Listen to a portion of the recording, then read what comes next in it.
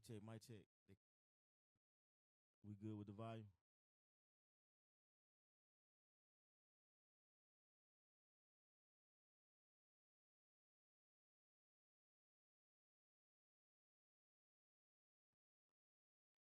Yeah, man, we ain't got time. We do it. That's what pre-work is for. You know what I mean? We ain't doing this shit when the game time.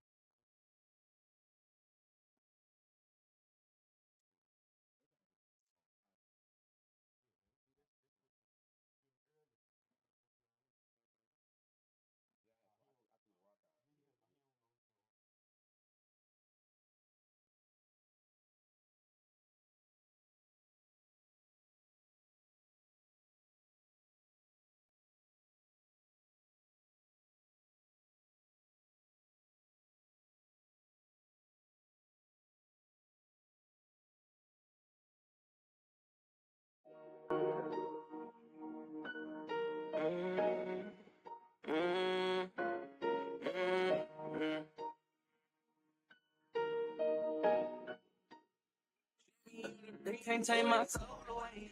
Cold, I had colder days. Darkness was my path. I got light, I see, I know the way. I know the pain. Been through the storm, stood in the rain. The kingdom, that's the target, that's my aim. Can't take my soul away. Cold, I had colder days. Darkness was my path. I got light, I see, I know the way. I know the pain. Been through the storm, stood in the rain.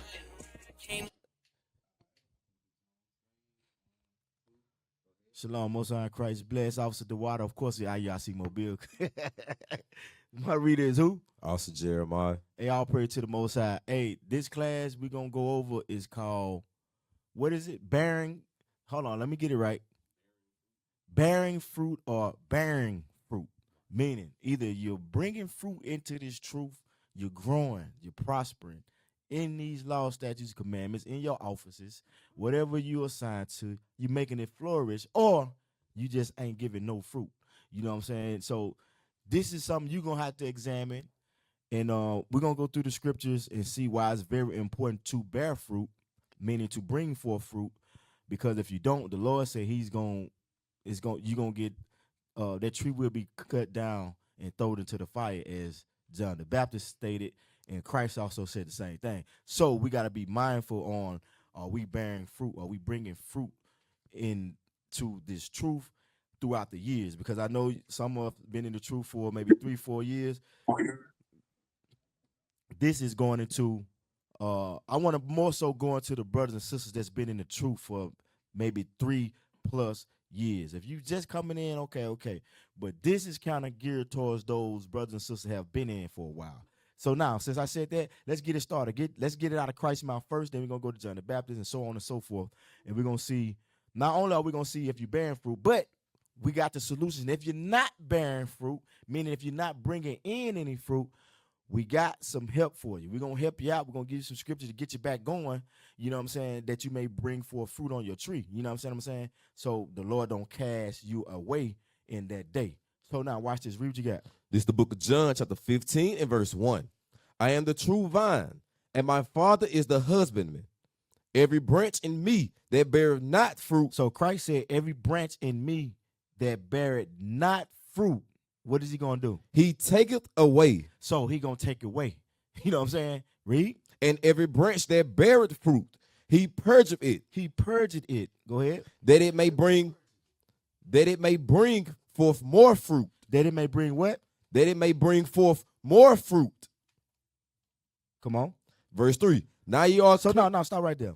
So it said, every branch in me that beareth not fruit, he take it away. So that's why this class is very important, because if you're not bearing fruit in this truth, and you've been here 3 or 5 years plus, and I'm going to show you in the scripture where he went to a tree and it wasn't bearing in a few years, and he wanted it done. So now let's show you why it's important to bear fruit first and foremost. Matter of fact, let's get there what I said. Go to Luke 13 and start at 6. Let's see why it's important to bear fruit, because Christ just said, look, if you don't bear fruit, we're going to take it away. That's kind of plain and simple, but let's make it more plain. The book of Luke, chapter 13 and verse 6. He spake also this parable. A certain man had a fig tree. Had a what? A fig tree. Stop. had a fig tree. Now, watch this. Let's dig more so into this fig tree. You got that about the fig tree? Watch this. Put this up about the fig tree. Let's see how many years it take for a fig tree to bear Hello fruit. there. Let's see how long does it take for a fig tree to bear fruit. When you come in, mute your mic. Watch this. A certain man had a fig tree planted in his vineyard. Hold on. I got the definition. Read the definition up there. Yes, sir. I mean the fig tree. How long does it take to bear fruit? The fig tree. Most fig trees take 3 to 5 years to start ripening fruit. So most fig trees take 3 to 5 years. So that's a fig tree we dealing with. Now, okay, we got that sense. Now go back to the scripture what Christ said. Yes, sir. This is the book of Luke, chapter 13 and verse 6. He spake also this parable. A certain man had a fig tree planted in his vineyard. So we know a fig tree, according to what we just seen, right? It takes 3 to 5 years before it to start bearing, right? To bring forth fruit. Okay, read. And he came and sought fruit thereon, and found none. So he came to see what's in the fruit on the tree.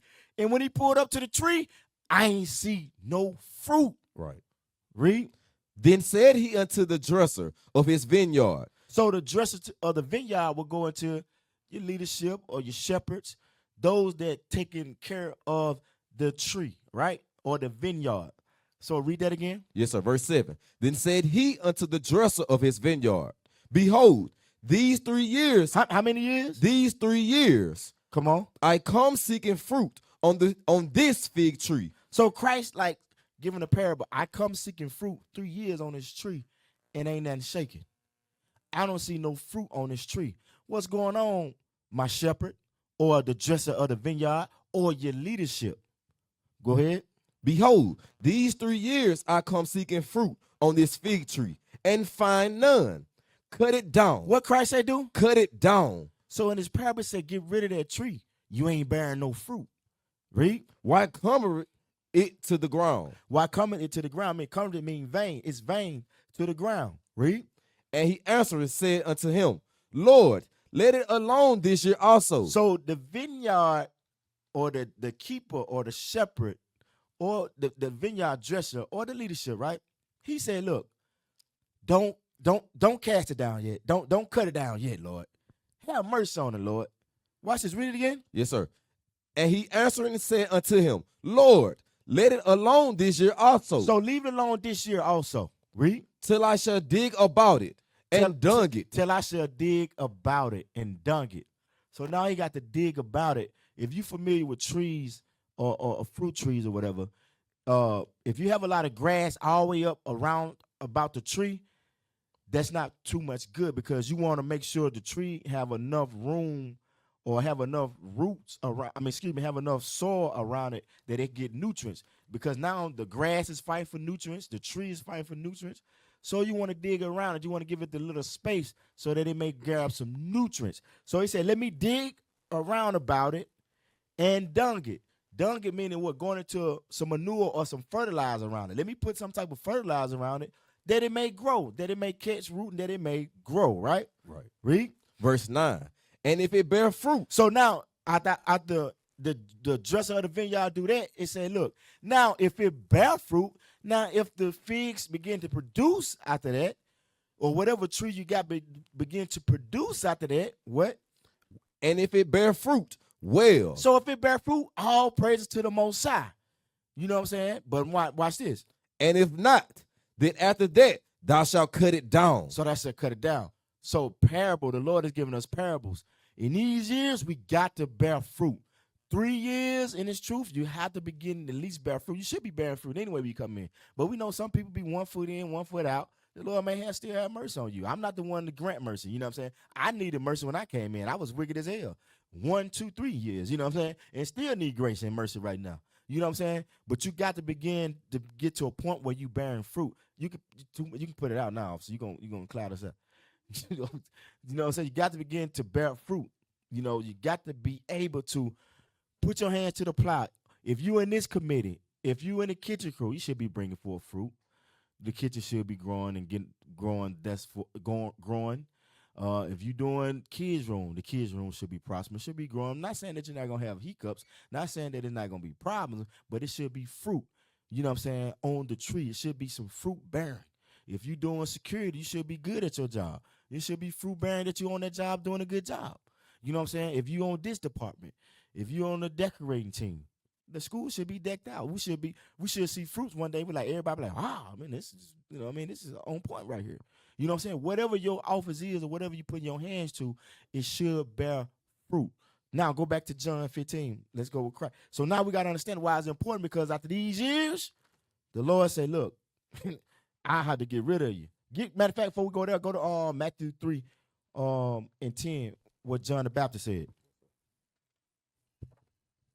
This is the book of Matthew, chapter 3 and verse 10.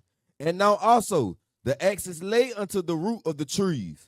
Therefore, every tree which bringeth not forth good fruit. They're telling us over and over again, every tree that what? Bringeth forth not good fruit is hewn down and cast into the fire. You're going to get burned up. You know what I'm saying? So we have no option. We have to bear fruit in this truth. We have no option on, I'm not going to bear fruit. Well, okay, then it's on you. Then that's you and your life and death. He give us life and death. What he telling us is, if we don't begin to prosper after a while, what's the point? You only going to be in here being the devil, terrorizing folks. You stunting people growth. You know what I'm saying? You the people that's stopping folks, other people growth. So you have to be able to grow. Everybody, from the man to the women, from men to the women, got to be able to grow. Read it again. Yes, sir. Verse 10. And now also the axe is laid unto the root of the trees. Therefore every tree which bringeth not forth good fruit is hewn down and cast into the fire. Ezekiel 17 and 8 real quick. So it's cast into the fire, so we have no choice. We have to grow in this truth. Now I want you to keep me that video up in a minute, and we're going to get on some reasons on why we don't grow. And then we're going to go and vent you in on some reason where you may not be growing. It may be a few things. It may be your job. It may be sickness. You know what I'm saying? It may be you just slothful. It may be a variety of things. But we're going to go into these things. We're going to fix you. Because like the vineyard dresser had to do, he had to dig around a tree, and he had to put some manure around it or some fertilizer around it to try to help the tree grow. And if it grow, it grow. And if it don't, it don't. So that's what we're going to do today. We're going to throw some fertilizer just in case you have not been bearing fruits. Read what you got. Because we're going to show you why we're supposed to bear fruit. Watch this. Read what you got. Yes, sir. This is the book of Ezekiel, chapter 17 and verse 8. It was planted in a good soil by great waters, that it might bring forth branches, and that it might bear fruit. That it might what? That it might bear fruit, that it might be a goodly vine. So it's supposed to be a goodly vine. Jump to 23. Verse 23. In the mountain of the height of Israel will I plant it, and it shall bring forth boughs, and bear fruit, and be a goodly cedar, and under it shall dwell all fowl of every wing. So they're going until we rule again. Read that again. Yes, sir. Verse 23. In the mountain of the height of Israel will I plant it, and it shall bring forth boughs, and bear fruit, and be a goodly cedar, and under it shall dwell all fowl of every wing. In the shadow of the branches thereof shall they dwell. In the shadow of the branches shall they dwell. That's going into when we rule. Get Isaiah 27:6 real quick, just to show you it's Israel that's going to be ruling, of course. Read what you got. Yes, sir. This is the book of Isaiah, chapter 27 and verse 6. He shall cause them that come of Jacob to take root. Israel shall blossom. So Israel shall blossom. We supposed to blossom. What else? Israel shall blossom and bud, and fill the face of the world with fruit. You see that? We're going to fill the face of the world with our fruits. Righteousness. Now jump down to verse 9. Verse 9.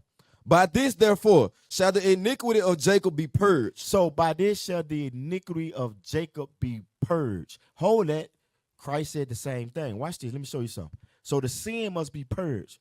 Go hold that. Go to John 15, what Christ just said. So he going to purge us, right? Yes, sir. This is the book Did of Christ John. say that? Yes, John sir. 15. 15 and 2. The book of John, chapter 15 and verse 2. I mean, Christ said that. Read.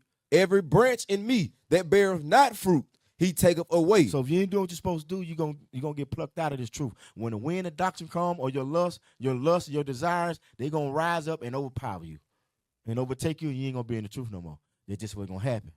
You know what I'm saying? Unless you get yourself together. Unless you get yourself together, come back, keep these laws, statutes, and commandments how you supposed to, and stop being 1 foot in, 1 foot out.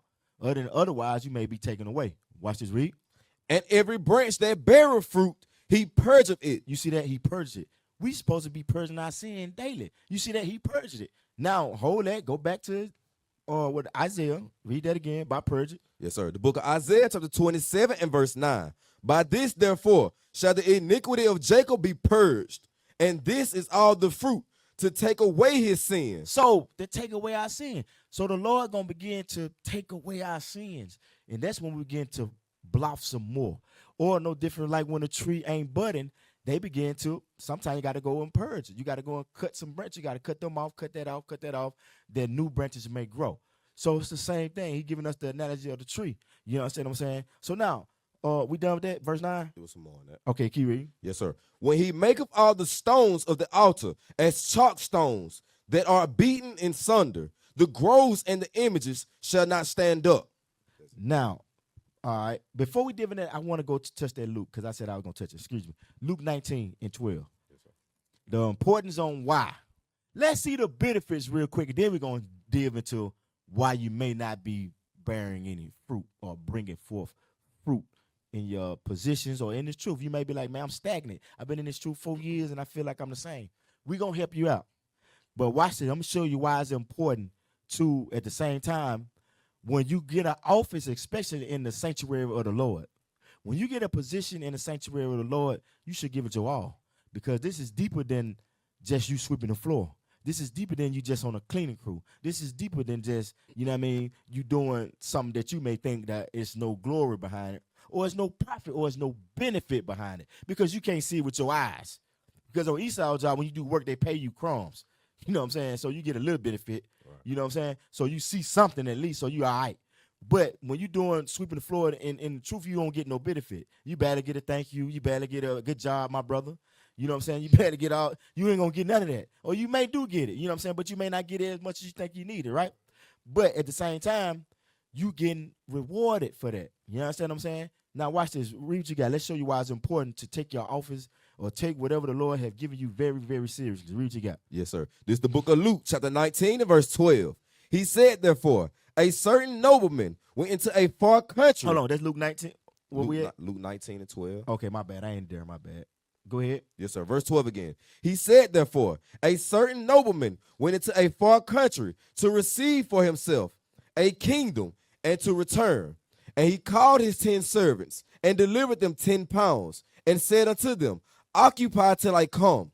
He said he called his servants and delivered them 10 pounds and said unto them, occupy till I come. Meaning be busy, work until I come back. Right. So he didn't say sit on it. He said occupy. I mean, you know what? It's busy. You busy doing what you're supposed to be doing. Watch this, read. Verse 14. But his citizens hated him and sent a message That's after going him. into the Pharisees, but go ahead. And sent a message after him saying, we will not have this man to reign over us. Come on. And it came to pass that when he was returned. So when Christ come back with the kingdom, having received the kingdom, then he commanded these servants to be called unto him, to whom he had given the money. The money going into the understanding of the scriptures and the teachings, the understanding of the scriptures and the teaching. Because what we got is pure gold. This is money right here. This is money in a bank right here that we know who we are. You understand what I'm saying? So this money is going into the understanding of the scriptures. So we know we the Israelites, because the whole world don't know that. Right. You know what I'm saying? We very special to know it.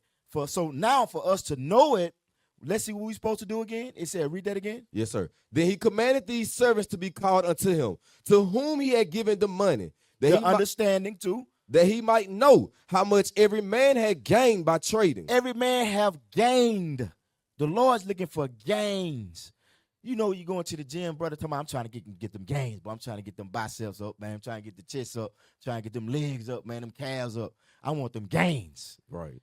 Bro, you need to have gains in the spirit. You have to have gains in the spirit, brother, sister. You have to be having some gains. It said by trading. It said then came the first, how much every man had gained by trading. Trading going into, what are you doing with it? Are you teaching, going out on the streets, or you just sitting in the house idle. You're not doing anything with it. You don't want to go on no fly mission. You don't want to do no uncuts for them streets. You don't want to do nothing. Sisters don't want to pass out a flyer. Sisters ain't got no flyers in the car. Sister ain't passed out no flyer in years, in a months. You know what I'm saying? You can pass out a flyer, sister. Just pass out a flyer to another sister. You know what I'm saying? Y'all in the grocery stores, you can pass out a flyer.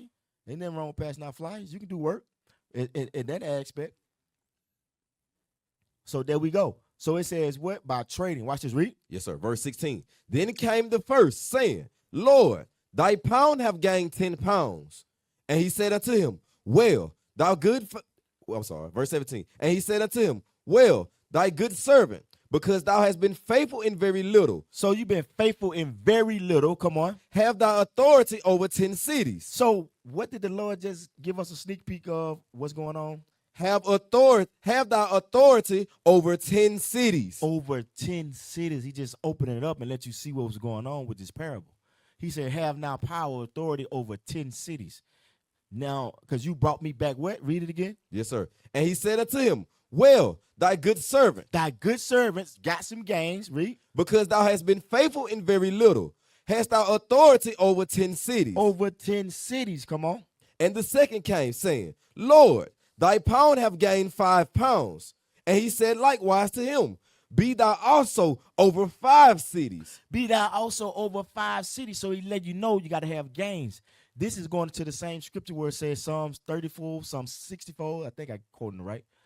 Is it Psalms 34, 64 to 90? Let's get it real quick. Hold on. I don't want to misquote. Go to the one it's one in Mark. The one Mark 4. I was going there anyway, but let's go there. I want to make sure I quote it right because this is just saying the same thing about these gains. Mark 4 and 20. Okay. This is the book of Mark, chapter 4 and verse 20. And these are they which are sown on good ground. So these on good ground, right? Read. Such as hear the word and receive it. So they hear the word and do the word. We're not just hearing it and ain't doing it. We hear the word, receive it, meaning you doing it. You're going to do something about it. Read. And bring forth fruit. And you're going to do what? And bring forth fruit. So you got to bring forth fruits. Now, when you do bring forth fruits, it's reward to that. Read. Some 30-fold. Some going to get 30-fold. Read. Some 60. Some 60. And some 100. Some 100. We just read that the other brother had 10. He got 10 cities. Right. He hit 100. The other brother brought 5. He got him something in, though. You know what I'm saying? So you got to make sure at the end of the day, you bring in gains in this truth. If you've been in this truth 3 to 5 years and you ain't got no gains, something ain't right. And we're going to get into why, and we're going to get into how to fix it. Go back to Luke. Yes, sir. I'm going to start at verse 19 again. The book of Luke, chapter 19 and verse 19. And he said likewise to him, be thou also over 5 cities.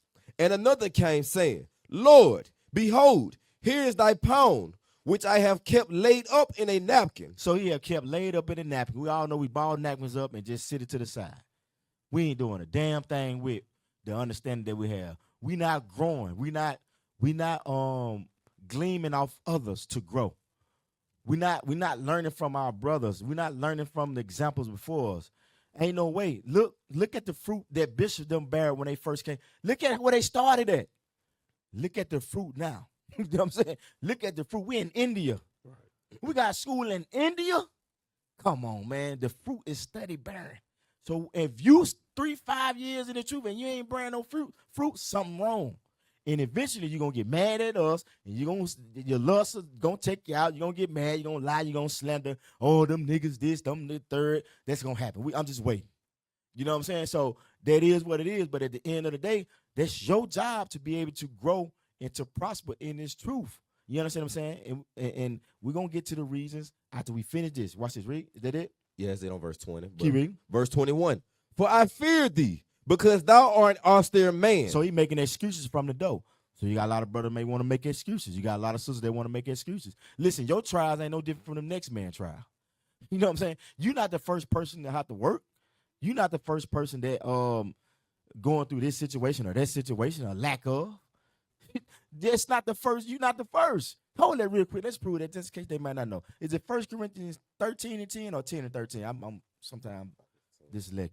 I think it's 13 and 10 or 10 and 13? 10 and 13. 10 and 13.